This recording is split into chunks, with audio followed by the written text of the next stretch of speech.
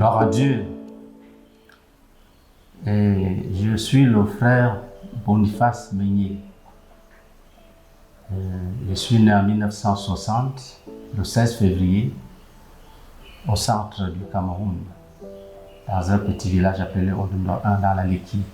Auprès de moi, nous avons la sœur Colette Meignier, qui s'appelait Colette Chini Chachon, avant le mariage.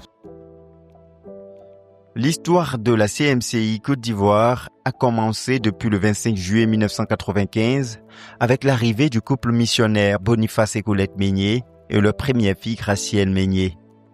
Après 30 ans de conquête de la dite nation, à travers d'abondantes prières et jeûnes, l'évangélisation active, la formation des disciples et l'implantation des églises, l'œuvre en Côte d'Ivoire compte, selon les dernières statistiques enregistrées, 125 259 disciples se réunissant dans 3053 assemblées réparties dans 2170 localités avec 12 212 dirigeants, dont 447 missionnaires locaux. Pendant que nous célébrons les 50 ans du ministère du professeur ZTF, leader fondateur de la CMCI, revivons l'histoire de l'œuvre en Côte d'Ivoire, à commencer par la rencontre des Meignier avec le Seigneur et Sauveur Jésus-Christ et leur intégration à la CMCI.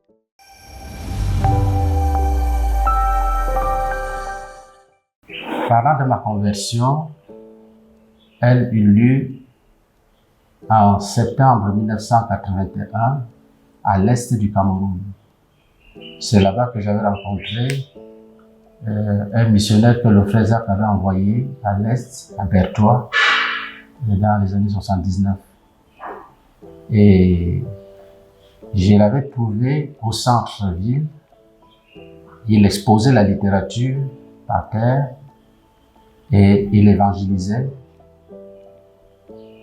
Donc, quand je me suis arrêté, j'écoutais ce qu'il disait. Il condamnait sévèrement l'idolâtrie et exhortait ceux qui l'écoutaient à se convertir en donnant leur vie à Jésus. Et le message m'avait touché. Alors je me posais la question, et nos parents qui n'ont pas écouté tout ceci? Je lui ai posé cette question, il m'a dit non. La Bible dit que ceux qui sont morts avec la loi seront jugés par la loi. Ceux qui sont morts sans la loi périront sans la loi. Donc, dans tous les cas, le pécheur doit se donner à Jésus, puisqu'il est déjà dans un état de mort. Donc, s'il ne donne pas la vie à Jésus, il périt. Si on lui parle de Jésus, il ne croit pas, il périt. S'il meurt sans avoir entendu parler de Jésus, il périt toujours. C'est ce que dit l'Épître aux Romains, au chapitre 2, au verset 12. Et je lui ai donc posé une deuxième question. Si Jésus revenait, est-ce que je peux lui dire que c'est comme ça que nous, dans notre religion, c'est comme ça qu'on vivait? C'était nos pratiques. Il m'a dit, si Dieu ne t'aimait pas, il ne t'aurait pas fait connaître la vérité. Alors, je suis parti de là avec un traité dont le titre était Le chemin du salut. En le lisant à la maison, le traité m'enseignait sur la nécessité de reconnaître les péchés, de les avouer et les confesser devant Dieu et de les abandonner. Et à l'époque, je savais très bien qu'il me fallait donner ma vie à Jésus et abandonner le péché. J'avais même dit à un ami un jour qu'il faut acheter les Bibles, les lire et les mettre en pratique. Alors quand nous aurons 40 ans, nous allons laisser l'adultère. Et il m'a dit non, avec Dieu c'est tout ou rien. Sa réponse était pertinente. Je l'ai su plus tard. Il était déjà en contact avec nos frères de la CMCI qui étaient dans son lycée. Et il lui avait déjà parlé. Donc il avait des lumières dans son esprit qui pouvaient le guider.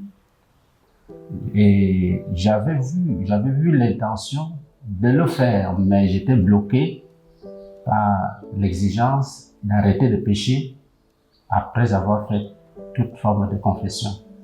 J'étais habitué, en tant que catholique, j'étais habitué à la confession. Mais je n'avais jamais appris que quand on confesse un péché, il faut automatiquement l'abandonner. Et cette phase cette tentative de me donner à Jésus a pris du mois de février jusqu'au mois de septembre de la même année, c'est-à-dire de 1981. C'est finalement donc en 81, en septembre, que j'avais accepté de confesser mes péchés et de les abandonner. Donc quand j'ai donc reçu Jésus, finalement, en confessant tous mes péchés et en les abandonnant, j'ai demandé le baptême. J'ai demandé le baptême et j'ai reçu le baptême dans l'eau. Et un jour, en priant, demandant le Saint-Esprit, le Seigneur m'a baptisé dans ma chambre. J'ai reçu le parler en langue et j'ai même reçu le don de parler plusieurs langues. Le don de parler plusieurs langues. Et il y a des moments où j'arrive à interpréter. J'ai fait des restitutions. J'avais falsifié mon âge. J'ai fait des restitutions. J'ai détruit le faux document. Et j'ai repris mon âge normal. Je suis allé au lycée. J'ai vu le censeur. Je lui ai dit que j'avais falsifié mon âge et que je voulais introduire le vrai dossier, le vrai extrait dans mon dossier. Je sentais que l'Esprit de Dieu m'accompagnait. Le censeur n'a même pas parlé. Il m'a regardé fixement. Il m'a dit, il faut apporter. Je suis allé, j'ai ramené l'extrait, mon vrai acte de naissance. Je lui ai remis, il a introduit dans mon dossier. J'ai fait une autre restitution. C'était sur mon diplôme. Comme j'avais déjà donc rectifié, restitué au niveau de l'âge, il fallait que je détruise le diplôme que j'avais reçu, que j'avais obtenu avec l'âge faux. Je l'ai fait. Et j'ai aussi restitué un matériel de technologie que j'avais volé en classe de 4e. Et quand la camarade m'a vu venir avec, elle était étonnée, parce que c'était un matériel de grand prix. Et elle était la seule à l'avoir parce que c'était une fille qui vivait chez le gouverneur de la province. Ils étaient riches et donc même comme j'avais volé le matériel, je ne pouvais pas l'utiliser. Je ne pouvais pas l'utiliser. Et on allait tout de suite m'arrêter puisqu'elle était la seule à l'avoir dans notre classe. Nous étions en 4e. Et quand j'ai ramené le matériel, elle a regardé, elle a dit, vous là? J'ai seulement dit, oui, c'est moi, pardonne-moi. Elle m'a regardé, elle a récupéré son matériel et je suis sorti. Il y avait une notion qui était sur moi. J'avais un cœur rempli de conviction. J'étais très sensible au Saint-Esprit. J'entendais la voix de Dieu facilement. Personne ne m'avait dit de faire des restitutions. J'avais senti dans mon esprit qu'il fallait que je mette de l'ordre. Les livres des camarades empruntés que je n'avais pas remis, j'ai restitué beaucoup de choses. J'ai arrêté de pécher, j'étais au lycée, j'étais devenu presque le berger de ceux qui avaient cru à cette époque-là qui étaient au lycée. Dieu m'a accordé la grâce, je suis entré dans l'expérience de beaucoup de choses dès les premières années de ma conversion. C'est aussi cette année-là que j'étais en contact avec une sœur qui était toujours malade et qui avait obtenu sa guérison après avoir été délivré des démons. Donc voilà ce que je peux dire très succinctement de comment je suis entré dans la CMCI. J'ai eu une grâce particulière. Je n'ai pas parcouru beaucoup de prophètes. Je suis sorti du catholicisme et je me suis assis dans un ministère solide de lumière et où règne la parole de Dieu et l'esprit de sainteté. Et ça m'a protégé des égarements, des dérives jusqu'à ce jour. Donc je vais laisser la sœur Colette nous parler aussi succinctement de comment elle a reçu Jésus-Christ. Gloire à Dieu. Je suis Colette Chimichachouan, épouse Meunier. Je suis née un 22 juillet 1965 à Yaoundé, d'un père catholique et d'une mère protestante. Très tôt, on nous entraînait à l'église. Et à l'église, on nous enseignait, en résumé, à l'église comme à la maison, que quand Jésus va venir, il va peser les œuvres des hommes, il allait les juger en fonction de combien de bonnes œuvres ils ont posées.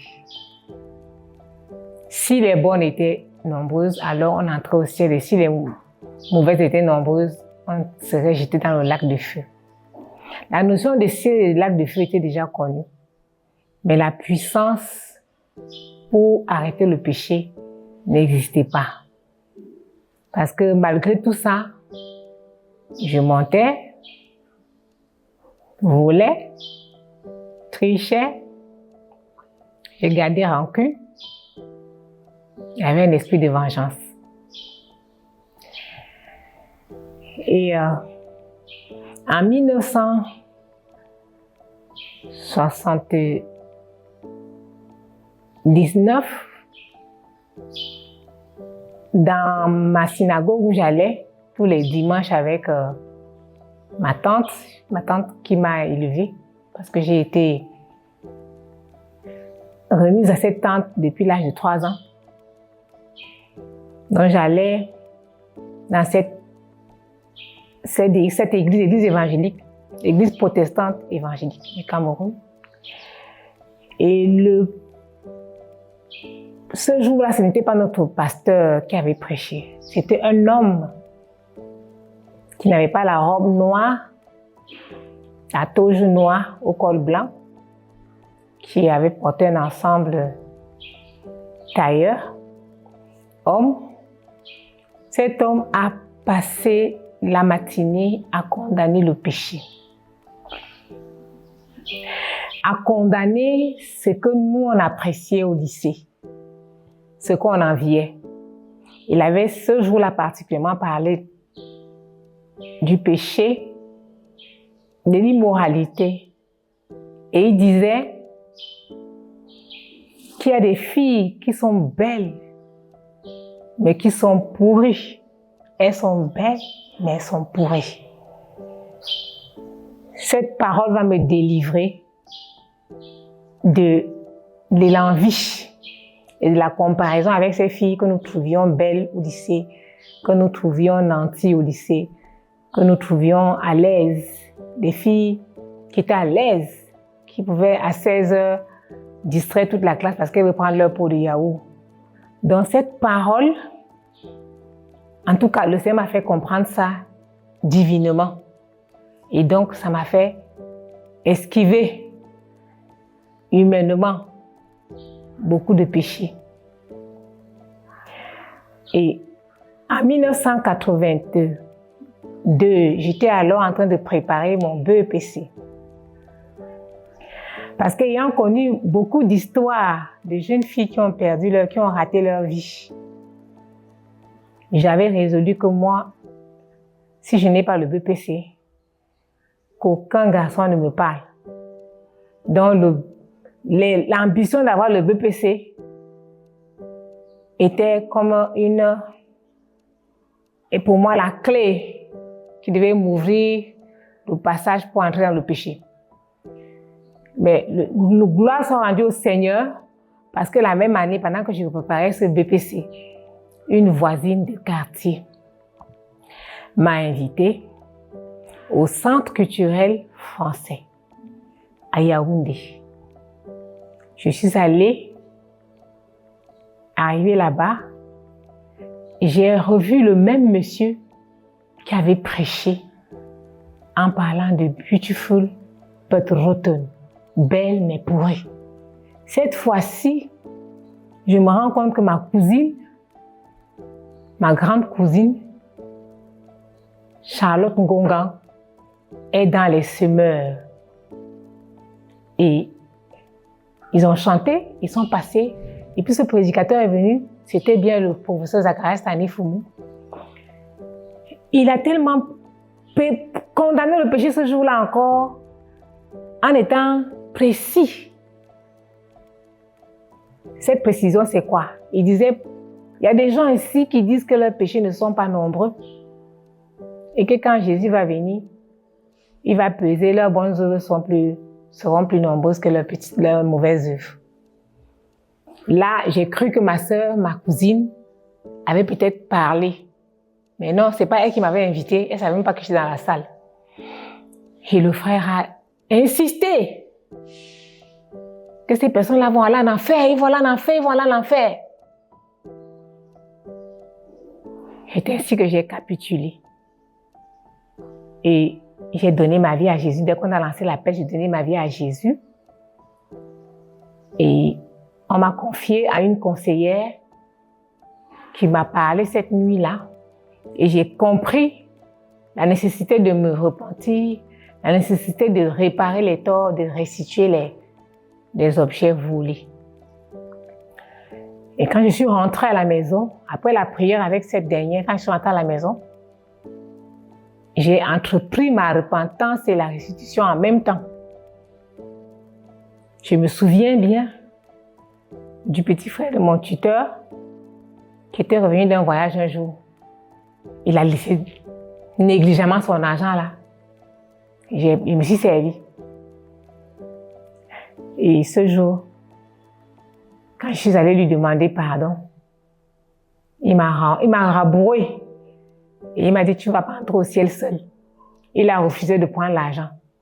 Je suis allée, puisque moi j'ai commencé très tôt. En même temps, on m'a conseillé, en même temps, il y avait quelqu'un qui m'a récupéré pour me bâtir.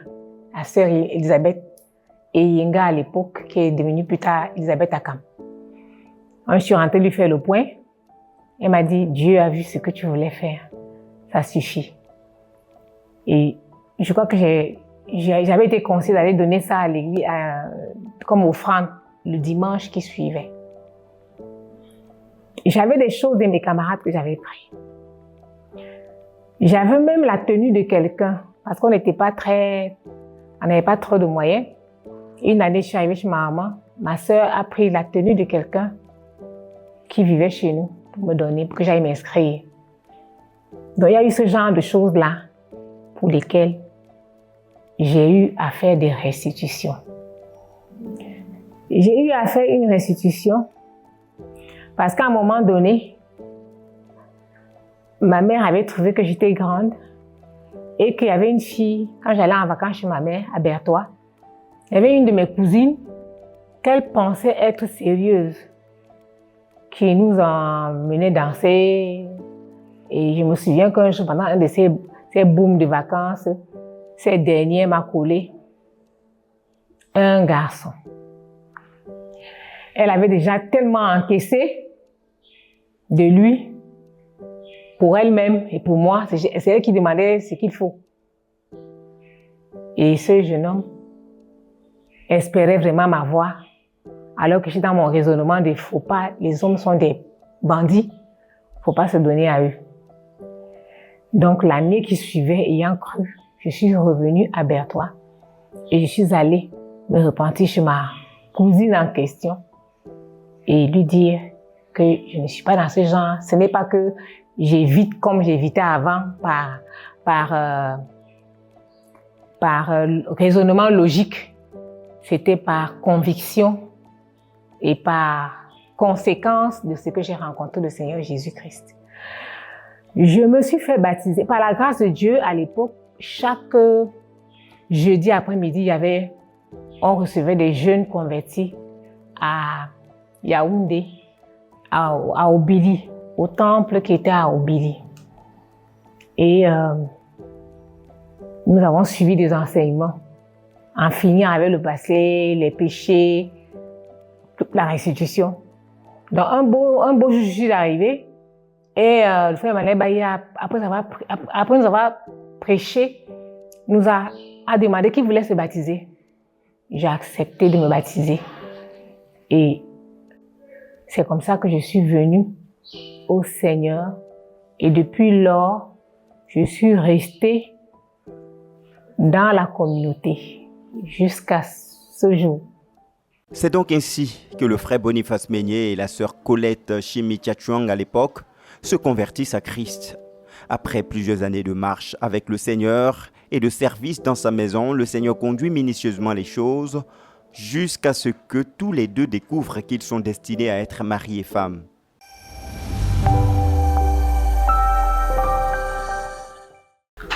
Plus tard, en Christ, Je me suis marié. J'ai rencontré maman Colette, comme nous l'appelons affectueusement. Je l'ai rencontrée où? Je l'ai rencontrée d'abord à l'Est. Sa mère était à l'Est, donc quand elle venait rendre visite à sa mère, elle adorait. Elle venait aux réunions de l'Assemblée. Donc nous nous sommes connus là. Et il s'avère donc qu'en 85, quand j'étais à formation au Sénégal, j'ai prié pour le mariage. Je me suis dit, je suis déjà à l'école de formation, dans bientôt je vais sortir.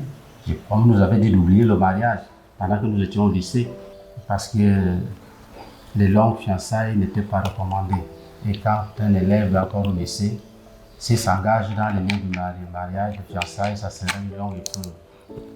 Maintenant que je suis sur le point de sortir de l'école, il faut que je médite sur le mariage. Donc, quand j'ai résolu donc de méditer sur le mariage, c'était en 85, j'étais au Sénégal, et c'est le nom de Colette Chimi qui est venu dans mon esprit. Je l'ai vue dans une vision d'esprit. À l'époque, elle était très jeune, elle avait beaucoup de boutons de jeune fille. Je disais que ouais, elle a beaucoup de boutons. Et je n'ai pas fait de commentaire. Je suis parti. Plus tard, regardez son visage. Il n'y a plus de boutons. Donc tu es très bon. Je lui dis souvent que si je m'étais amusé, j'allais te regarder dans les conventions et avec admiration. Mais Dieu est très bon. Et en 90, je me suis retrouvé à Douala, où on m'avait nommé chef de service régional des archives administratives du littoral. Parce que j'étais à la CRTV et j'avais demandé à Dieu qu'on m'enlève de là. Et c'est là, je vais évoquer ça plus tard au chapitre de la mission. Donc, quand le Seigneur m'a exaucé, il a prévu que je sois nommé à la délégation de l'information de la culture dans le littoral.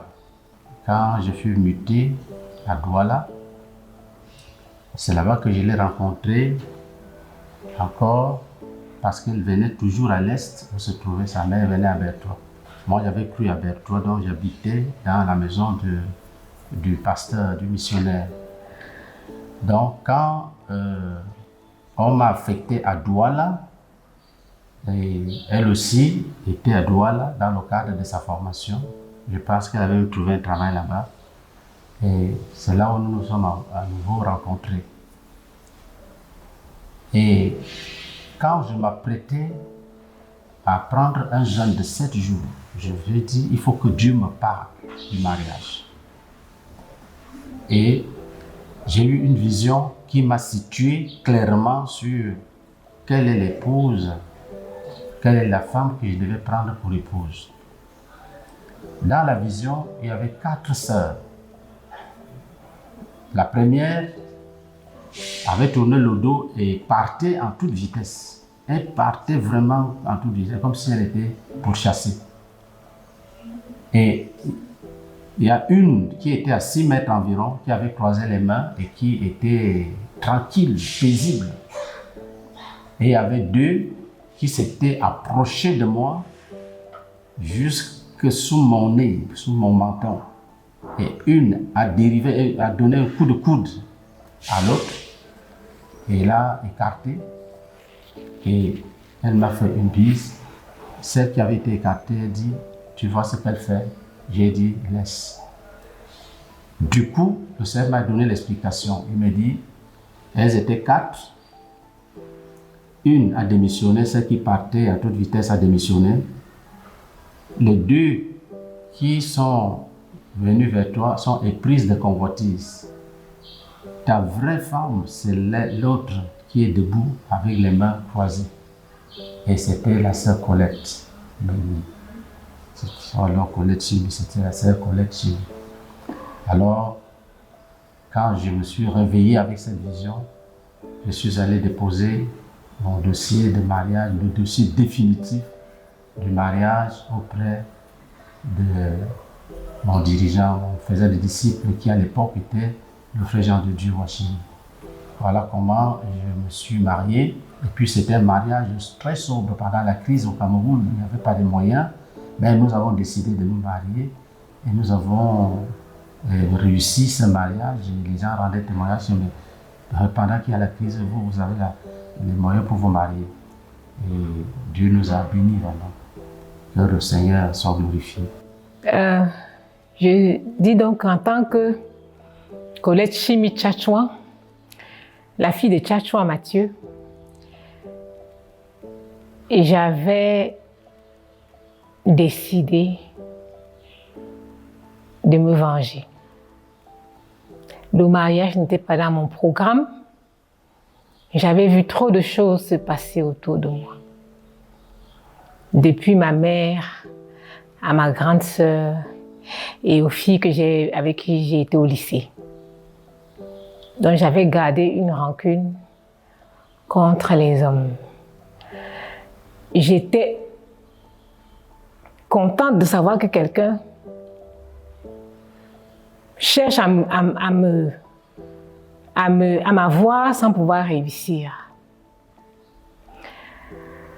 Et donc, je vous ai dit que tout à l'heure que j'avais une cousine qui a voulu m'initier.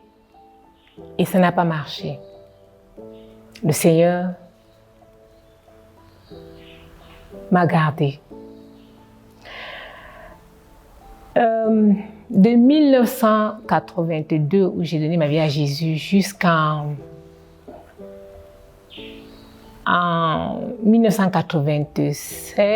86, 87 par là, les hommes, c'était pas mon affaire. Ce qui les concerne m'énervait. Pendant que les gens parlent du mariage, moi je m'écarte. Je reste pas là. Et le Seigneur a permis qu'un aîné, un de mes dirigeants, ayant constaté que dès qu'on commence à parler du mariage, je me lève. Il m'a donné du travail à faire. Il m'avait donné 4 questions, 4 points sur lesquels aller travailler. Quand je suis partie à la retraite, le Seigneur m'a renvoyé. Il ne m'a même pas reçu même. Il a entendu clairement que je n'étais pas une femme qu'il pouvait donner à un prince. Et donc quand je suis rentrée, j'ai travaillé sur ces 4 points-là. Le genre de mari que je veux épouser spirituellement, socialement, physiquement, et puis sur le point, la tribu d'où la personne vient. Donc j'ai fait ce travail-là et j'ai déposé le dossier devant Dieu. Là, je suis déjà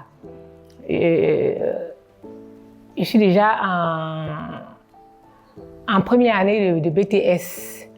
Et là, on va nous envoyer, on va délocaliser le centre de formation pour Douala. Quand j'arrive à Douala, la pression familiale était déjà grande. Le genre, quand tu arrives, on te dit, il faut te marier, il faut te marier, il faut te marier. Et moi, je n'étais pas guérie pour chercher à me marier. Et le frère Jean de Dieu a eu à travailler avec moi pendant, j'avais déjà 8 ans dans le Seigneur. Hein. Il m'a conduit à la guérison intérieure.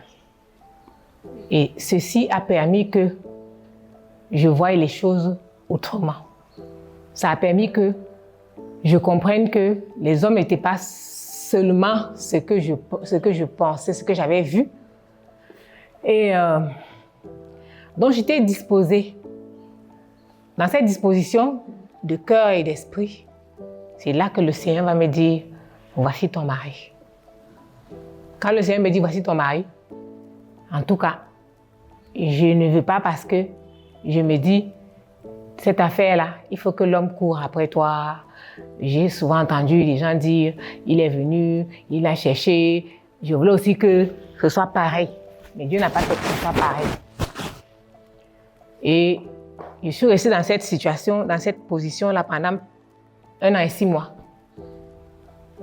Il disait non, non, il ne faut pas qu'on sache même que tu as un problème pareil. Je ne voulais pas. Je cherchais des choses pour ne pas arriver à ce que je redoutais. Et après tout ce temps de bataille où je n'arrivais pas à me défaire, je suis allée trouver le frère Jean de Dieu.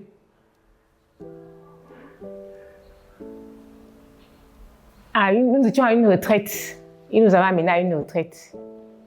Et là-bas, il nous avait amenés pour poser sur nous ces fardeaux, les grands fardeaux qu'il avait. Bon, ces fardeaux-là faisaient que je ne pouvais pas juste dire que oui, j'accepte les fardeaux, alors que j'ai un cœur qui souffre, qui cherche à se libérer. Alors je lui parle de ce qui m'arrive sans lui dire le nom de la personne.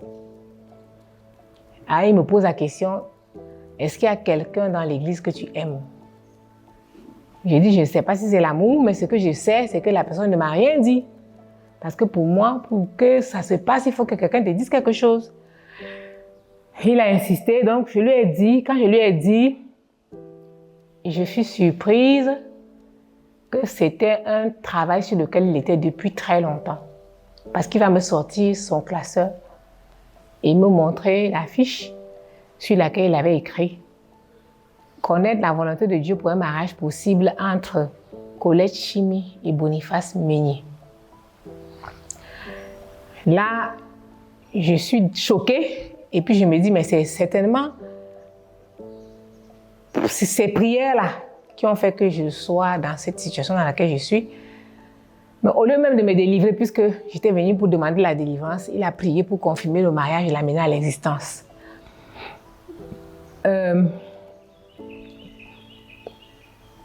Humainement parlant, comment ça allait se passer?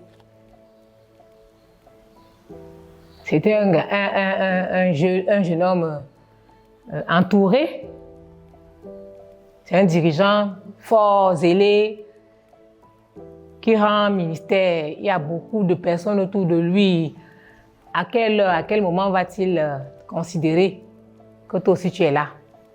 Mais gloire soit rendue au Seigneur, le même frère Jean de Dieu qui priait a continué de prier jusqu'à ce que le frère Boniface, lors de cette retraite dans laquelle il est parti pour chercher Dieu, Dieu lui a montré qui était sa femme. Et il faut dire que le frère Jean de Dieu l'avait appelé et lui a parlé qu'il y a une certaine fille qui, en 5 minutes, j'ai trouvé que vous avez plein de points de ressemblance.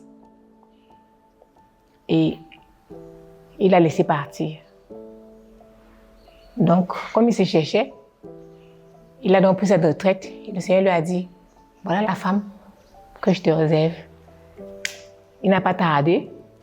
Il m'a demandé la main en janvier. En février, j'ai calculé sa date de naissance pour lui dire que je suis d'accord. Et c'est ainsi qu'on s'est préparé. En août 91, on est allé à Berthois, où ma mère était. Il a payé la dot. On est revenu. Et le rendez-vous avait été pris pour octobre. Et nous sommes mariés le 26 octobre 1991 à Douala, à la mairie de Ndogbon. Désormais marié, le Seigneur concrétise l'appel missionnaire du couple Meignier en 1992, où le frère Zach déclara de retour des États-Unis qu'il faut qu'un homme du gabarit de Boniface Meignier aille en Côte d'Ivoire. Une annonce qui était l'aboutissement de plusieurs faits et transactions avec le Seigneur, à travers lesquels le frère Boniface avait reçu les signes de son destin missionnaire.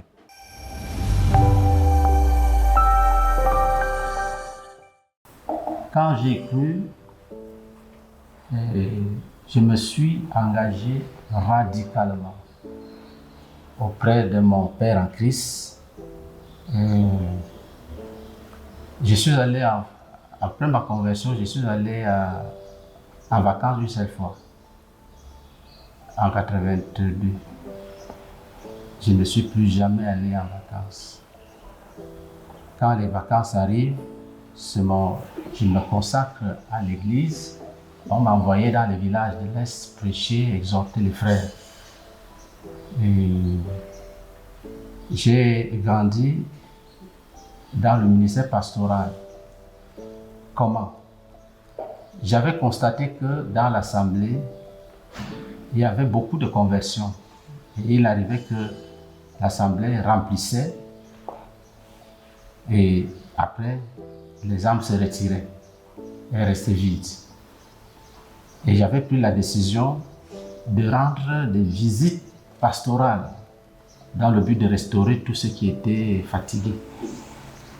Et je m'étais donné pour programme de sortir, rendre des visites de dimanche soir à lundi.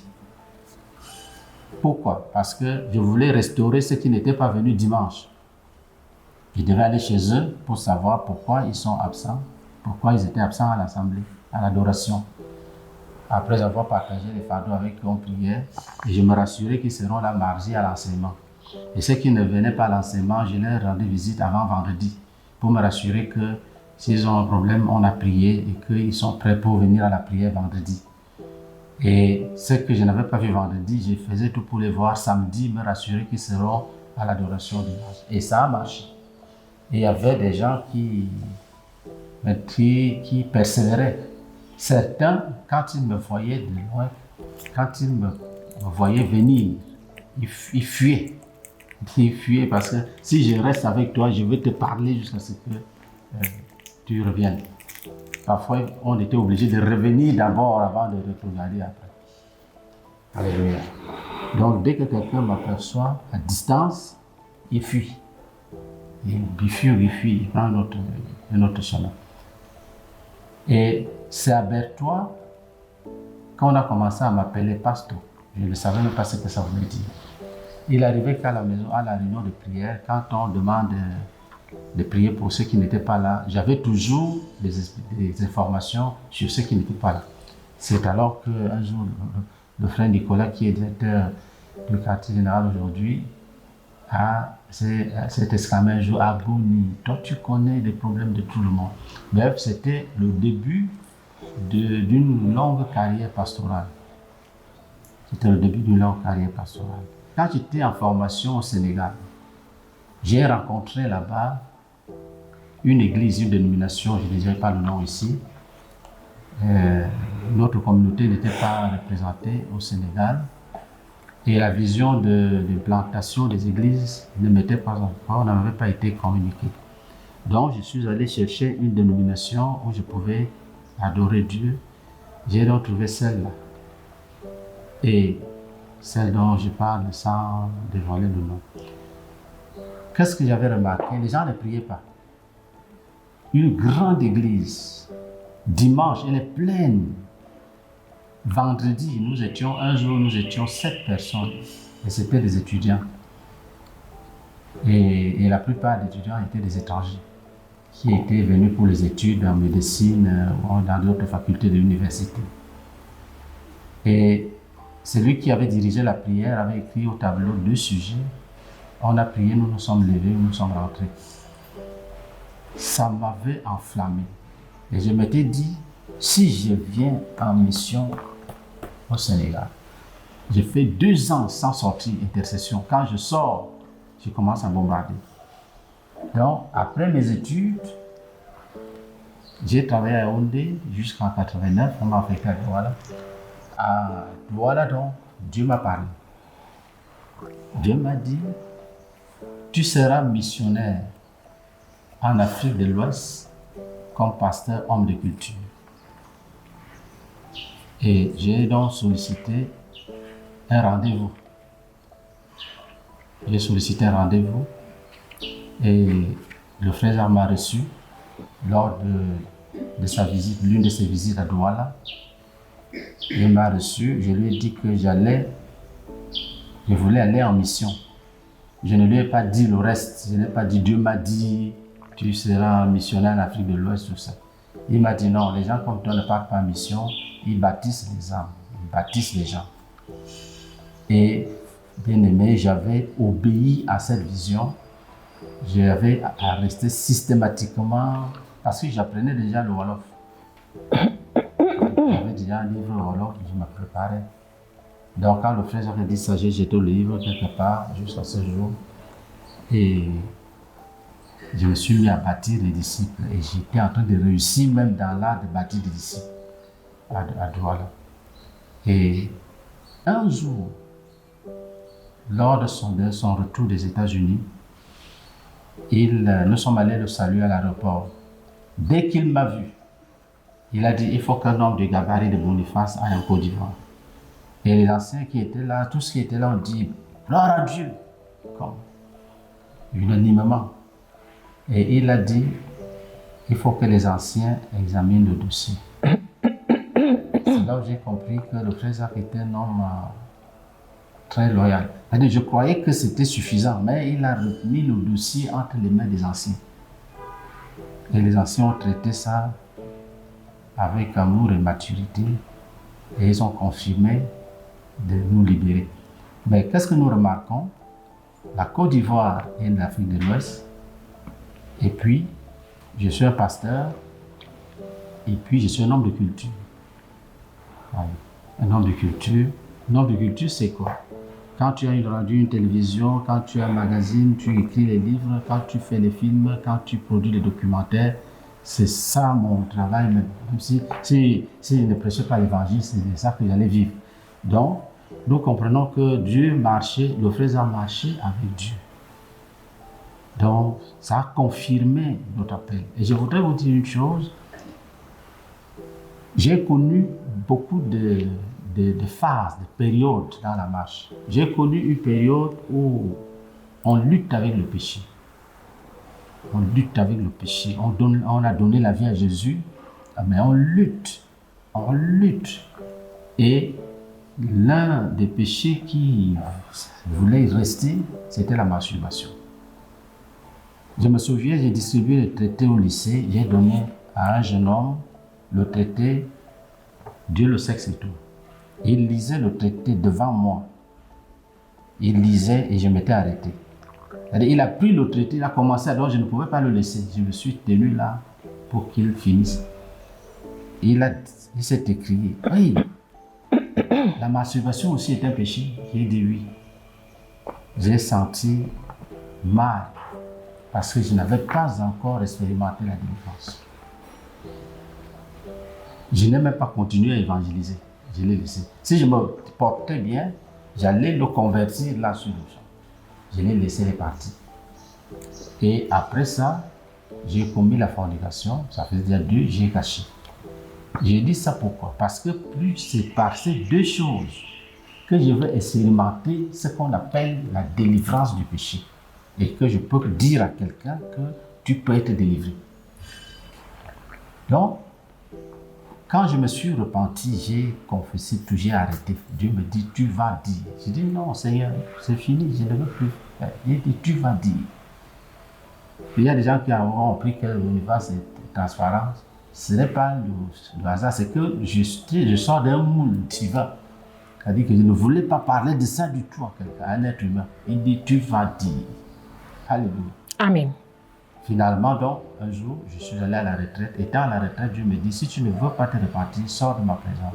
Quand je sortais de la présence de Dieu, c'était pour aller directement chez mon frère disciple, lui dire tout. Alléluia. Et il m'a demandé, qu'est-ce que tu comptes faire maintenant? J'ai dit, je suis prêt maintenant, même s'il faut se repentir en public. Il a dit, ok. Il a convoqué tous ses disciples, les dirigeants. Je me suis tenu devant. J'ai confessé la masturbation, la fornication, l'immoralité. Quand je parlais, j'ai senti ce qu'on appelle l'allégresse. C'est là où j'ai expérimenté. L'allégresse, c'est comme une fête dans ton âme. Il y a une fête. C'est-à-dire, tu ne peux pas la décrire. Et puis, j'étais devenu léger. Et j'ai fini de me repentir. Les frères ont prié pour moi. Frère, il y a une notion qui m'habitait après cette repentance. J'avais l'autorité sur les pensées impures, sur la masturbation. Parce que quand tu te masturbes, il y a des clichés. Il y a des clichés qui restent dans ton esprit. Et quand tu vois ces clichés-là d'une façon mentale, ça revient. Tout était effacé. Tout était effacé. J'étais calme, tranquille et j'attendais clairement la voix de Dieu. Donc, quand je reçois l'appel missionnaire, c'est une période où je suis en communion parfaite avec Dieu, où j'ai obéi à ce que Dieu me demandait à cette période. Et puis, les gens qui ont appris que j'ai commis les péchés, que j'étais en train de me repentir, venaient me dire, il faut nous bâtir. C'est ça qui m'a d'abord étonné. Quelqu'un sait que je sors de la boue. Il dit, c'est toi qui vas me bâtir. Et des enfants très sérieux. Quand je priais, Dieu me parlait. Je pouvais être en train de prier, Dieu me dit, va dans telle famille maintenant. 5h30, 5h30, 6h. J'arrive chez toi, je te trouve, je bombarde. S'il y a les repentants, les enfants, et puis je rentre pour aller au travail. C'était une période très importante de mon histoire. C'est à cette période-là que je reçois qu'il faut aller en mission, comme je viens de dire. Donc Dieu m'avait parlé et je savais que Dieu m'avait parlé. Et je n'étais pas étonné que le frère Zach revienne après dire que c'est Dieu qui lui a parlé. Parce qu'un homme comme le frère Zach, étant dirigeant, il agit par stratégie, il agit par connaissance, il agit par révélation. Donc, tu peux lui dire, je vais aller en mission, il peut te dire d'une façon intelligente que non, ne va pas en mission, fais plutôt tel travail. Et Dieu peut revenir lui dire que non, prends le petit que tu as placé là, amène-le en mission. Et c'est ce qui s'est passé. Donc, j'ai donc reçu cet appel missionnaire. Les anciens le frère Jacques a confirmé et les anciens nous ont libérés. Le frère Jean de Dieu a commencé donc à nous former pour aller en mission et nous montrer comment on possède les territoires par les prières. On posait les mains sur les cartes, on plantait les églises, on protégeait tout. Donc, le frère Jean de Dieu a donc commencé à nous former, à nous montrer comment on plante les assemblées, comment on plante les assemblées par la prière, et il nous a fait travailler sur l'identité des cœurs avec le frère Zach, et il nous a fait prier pour que nos cœurs fusionnent. Et on a fait beaucoup de choses relatives à l'esprit de la conquête. Un jour, nous avons organisé une croisade de 2 mois. Et au cours de cette croisade, on priait pour couvrir l'œuvre des 5 premières années. Je suis allé à cet endroit. La sœur Colette venait me trouver tous les midis. Quand elle finit, elle vient me trouver là, on prie. Donc, un jour, j'ai écrit le 4 octobre. J'ai écrit 8 heures. 4 octobre 94, 8 heures. Et dès que j'ai écrit 8 heures, Dieu m'a parlé. J'ai un peuple nombreux dans ce pays.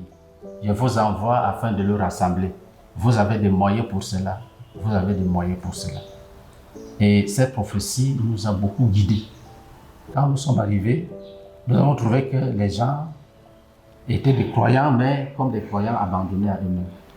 Et on a commencé donc à organiser leur marche. Mais avant d'y arriver, Dieu nous a aidés à remplir une condition sans savoir que c'était un test fondamental. Quand l'Église nous a libérés, et on a commencé à se préparer sans amusement. Nous sommes allés dans ma famille, j'ai dit au revoir aux frères, à mes frères de famille.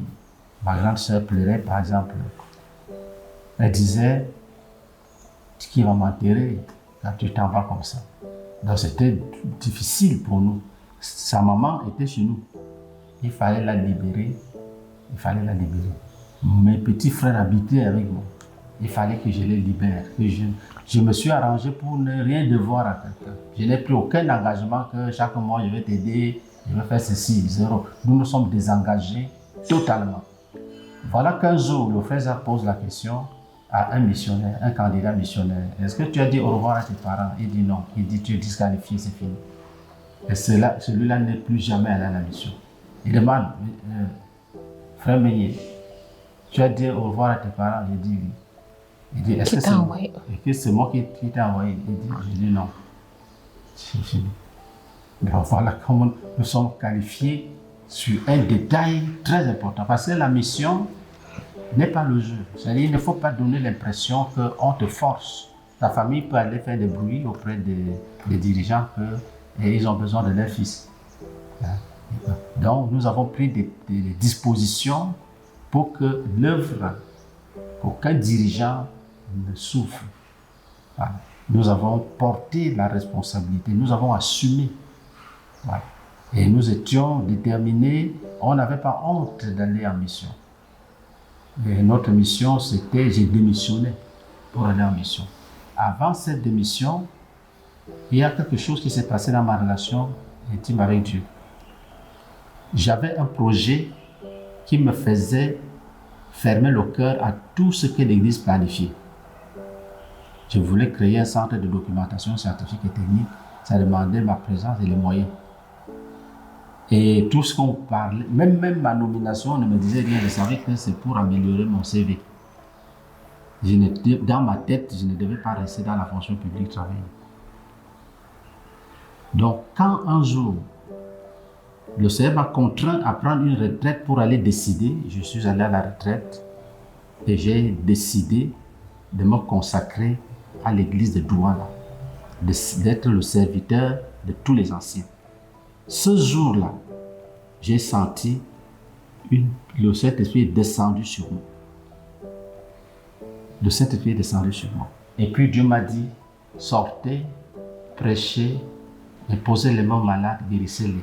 Quand j'étais donc à la retraite, j'ai écrit une lettre de consécration parce que j'avais décidé que je vais servir les anciens et je ne veux plus quitter l'église de Douala. Et j'avais pris la décision que pour quitter l'église de Douala, il faut que ce soit à cause d'un intérêt supérieur de l'évangile.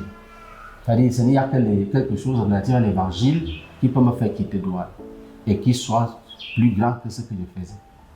Et j'ai écrit au frère, je lui ai dit, sache à partir d'aujourd'hui que tu as un serviteur, que tu as quelque part un serviteur disponible pour tous les besoins du ministère. Dans mon esprit, quand j'écrivais, ça voulait dire que même si je dois balayer le sol à la maison de l'évangile, je suis prêt à le faire. Et je rappelle que j'étais encore chef service régional. Donc, et je devais donc rester à Douala. Mais qu'est-ce qui s'est passé? Au lieu que les gens me laissent à Douala, ils m'ont affecté. Et j'ai demandé au ministre de me libérer. Je l'ai même rencontré, j'avais d'abord écrit. Il n'a pas répondu. Je suis allé le voir dans son bureau. J'avais effectué un voyage de Bertois à Yaoundé. Le ministre m'a reçu. Je lui ai dit que je suis un pasteur. Douala, Yaoundé. Oui, j'avais effectué un voyage de Douala à Yaoundé pour rencontrer le ministre de l'Information et de la Culture. Quand je l'ai rencontré, je lui ai demandé la faveur de me laisser à Douala en complément d'effectif. Je lui ai dit, je suis un pasteur, je ne veux pas laisser les brebis. Et il m'a dit, c'est moi qui ai signé ça. Il faut aller, il y a les brebis là-bas. Quand j'ai entendu le ministre dire qu'il y a les brebis là-bas, j'ai compris que la chose était très spirituelle. Il ne fallait pas que je m'amuse. Personne ne va pas me laisser. Personne ne va me laisser. Je comprenais que comme j'ai décidé, il faut que j'assume. Alors, je ne suis plus allé à mon nouveau lieu d'affectation. Et parce que je n'y suis pas allé, il fallait que les conséquences nous atteignent. Il n'y a pas de salaire, il n'y a plus de budget familial. Et on commence donc à vivre une vie de Jean-Baptiste dans le désert. Ce qu'on mangeait, ce n'était pas les criquets, mais ce n'était pas différent des criquets des sauterelles. Et Maman Colette à l'époque, donc, s'est illustrée par une capacité de créer des mets avec très peu de moyens et de nourrir les disciples qui étaient à la maison, qui étaient pleins à la maison, et moi-même son mari. Donc, c'était une autre phase, une autre expérience. Donc, cette lettre que j'avais écrite, je l'avais signée, Maman Colette l'a signée, et nous deux, nous avons signé pour Gracie. Elle était encore petite. Donc voilà ce que je peux dire de l'appel missionnaire. Un fait marquant de la préparation spirituelle à la mission du frère Boniface est qu'il a tenu à se faire connaître autant que possible par le frère Zach afin de représenter en Côte d'Ivoire une œuvre dont le dirigeant le connaît tel qu'il est, comme il expliquait ici. Avant d'aller en mission, je recevais que comme il ne me connaît pas, il fallait que je me fasse connaître. Qu'est-ce que j'ai fait? J'ai pris une fiche, j'ai écrit tous les péchés que j'avais commis après ma conversion. Tout ce que j'avais fait, tout ce qui n'était pas bien, j'ai écrit. Je lui ai dit, je préfère que tu me connaisses tel que je suis. Et nous sommes allés en mission sur cette base-là. Et ça m'a beaucoup aidé parce que quand j'ai eu les tentations, quand j'ai vu que mon cœur veut s'attacher charnellement soit une personne du sexe opposé, quand j'ai eu les tentations, je lui ai fait part, il m'a donné les conseils et puis c'était fini. Donc si je peux dire aujourd'hui que depuis que je me suis marié, je n'ai jamais commis l'adultère, c'est grâce à la contribution du frère Zachary parce que je m'étais ouvert à lui et ça m'a donné une grande autorité parce que pour lui il était comme mon père à qui je ne devais rien cacher.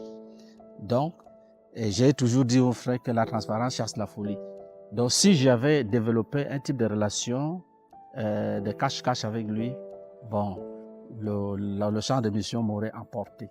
La préparation à la mission étant humainement achevée, le send-off du couple Meignier eut lieu le 9 juillet 1995 à Douala, marqué par la prophétie suivante. Mes chers enfants, je vous ai porté sur mon cœur pendant longtemps et vous êtes précieux pour moi. Vous êtes précieux pour moi. Je vous ai porté sur mon cœur et vous avez marché selon moi et votre marche était agréable à mon cœur. Votre marche a satisfait mon cœur. Oui, votre marche a satisfait mon cœur. Oui, votre marche a fait plaisir à mon cœur. Je vous reçois sur mon sein. Je vous reçois sur mon sein d'une façon exceptionnelle. Je vous offre mon sein comme votre demeure. Je viens avec vous parce que vous êtes déjà sur mon sein et vous demeurez sur mon sein. Mon sein sera disponible pour vous comme lieu de repos sur le champ missionnaire. Vous êtes sur mon sein et je vous porte sur mon sein. Soyez au repos, soyez au repos. Je vous ordonne d'être au repos. Ne portez pas le moindre souci. Je viens avec vous. Je vous devancerai et vous viendrez en moi et vous me suivrez et je vous conduirai pas à pas. Je vous conduirai vers le premier homme. Je vous conduirai vers la première âme, vers la deuxième âme et seulement d'une façon plus grande, sans cesse grandissante. Je bénirai votre labeur au-delà de votre imagination. Je bénirai votre labeur, vous serez productif. Vous ne serez pas seulement productif, vous connaîtrez ma bénédiction. Je vous rendrai fructueux et vous serez une bénédiction. Il y aura une bénédiction numérique de ceux-là que je vous donnerai et il y aura une bénédiction dans la qualité, dans la connaissance de mon Fils, qualité d'engagement avec Christ, qualité dans la connaissance de sa personne et qualité dans le service de lui. Je vous donnerai un troupeau en quantité large, en nombre et excellent dans la qualité. Je vous donne en ce jour comme le pouvoir de conduire, de diriger les gens dans mes hauteurs. Je vous donne le pouvoir de conduire les gens dans ma richesse. Je vous donne le pouvoir de conduire les gens dans mon service. C'est mon premier don pour vous. Je vous donne un deuxième don. Je vous donne un troupeau avec l'esprit pour suivre, la capacité de suivre. Je vous donne un troupeau avec la capacité de suivre.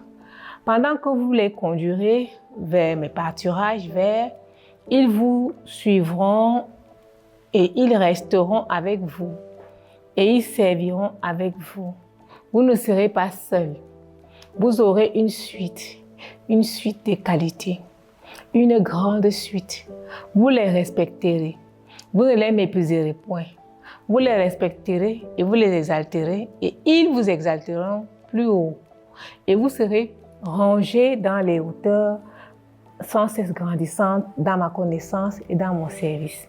Je t'ordonne d'aimer ta femme d'une façon exceptionnelle. Je t'ordonne d'être un modèle pour ton amour pour ta femme. Je t'ordonne à être un modèle dans l'amour pour ta femme, afin que les hommes, les gens là-bas aient un modèle, afin que les ménages cessent de se casser. Je viens avec toi, je te conduirai, tu seras un succès. Je viendrai avec toi dès maintenant même. Je te donne moi-même encore et je mets toutes mes richesses à ta disposition. Une parole qui vient de moi, c'est-à-dire du frère Jacques lui-même. Colette n'est pas seulement ta femme, elle est une missionnaire à part entière. D'abord, en tant que commissionnaire, et ce n'est que deuxièmement qu'elle est ta femme. Tu ne feras rien tant que tous les deux, vous ne serez pas en parfait accord là-dessus. Vous allez ensemble comme cette unité contenue dans la parole. Si deux d'entre vous s'accordent au sujet de quelque chose, il vous sera accordé par mon Père qui est dans les cieux. Elle est ton premier partenaire dans cet accord et pendant que vous élevez les enfants là-bas, ils mûriront, ils deviendront aussi partenaires.